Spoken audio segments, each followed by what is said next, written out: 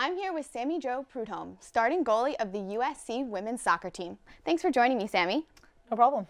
So you guys are off to such an amazing start. You have a 6-2 record and are on a 6-game shutout streak. How does it feel that you're on the verge of breaking the school record for the shutout streak? To be honest, we didn't even know there was a shutout streak until somebody mentioned it the last game. So it's not really a huge deal for us. It would be awesome to be in USC history like that. But for us, it's just taking one game at a time and just trying to get a shutout per game, per half, not really thinking about, getting shut out the next 3 games, but getting a shutout next game. Yeah, no, that's great. And you yourself have 34 saves and have been named Pac-12 Keeper of the Week twice in a row. Yeah. What are some of your keys to success? I think a lot of it has to do with, to be honest, a lot of it has to do with my defense and making it easier for me to do my job because they're doing their job. But other than that, it'd just be going and training with my goalkeeper trainer, Ian Foyer, and he's awesome. He does a lot of drills with us that are game-like situations and very mentally engaging. So it causes me to be really focused in every single training we're in, which just helps me focus even more when I'm in a game. Yeah, no, I totally understand that. Yeah. And you played 2 seasons at Oregon State before transferring to USC. What was that transition like for you coming here?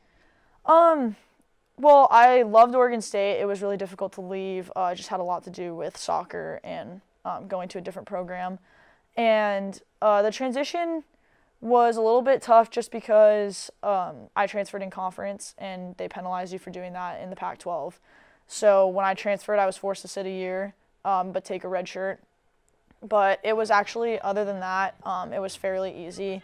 The girls made it great. I love my team. My team is very supportive and very was there with me through like a really tough time that I had in the year that I was off. But now I'm playing again and it's awesome. So. And you're amazing.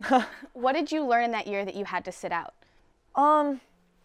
It was just good to be a part of the team when I wasn't able to play and I knew that I wasn't going to be able to play. A lot of it just had to do with being a good teammate and like learning how to adapt to that type of a style, particularly if you've always been the type of player who's played every single game or something like that. And you just have to assume a different role and make the best of that role. Other than that, it just had to do with, supporting the team, making sure that I stayed mentally involved the whole time that I was there. Just because I couldn't play doesn't mean that I can't push myself in practice or push the team in practice or something like that. And just making sure that I was there the whole time and like let them know that I was there and that I wasn't just not engaged because I wasn't playing. Yeah, no, I agree with you. You start Pac-12 play this week. You play Arizona. What are some things you're looking to improve on from your non-conference play?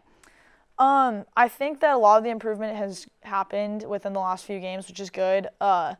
Last game against Kansas, we won, but we played a little bit not up to our standard. And I think that the biggest thing for us is just making sure that every single game we come out with the right amount of intensity so that we can take it to every team that we play. And I think that that's going to be the biggest thing for us, is just making sure that we stay together when we're playing and we're working with each other and we're playing for each other and coming out with the right amount of intensity to allow us the best opportunity to win. So you mentioned to me before that you coach little girls in soccer. Can you tell us a little bit more about that?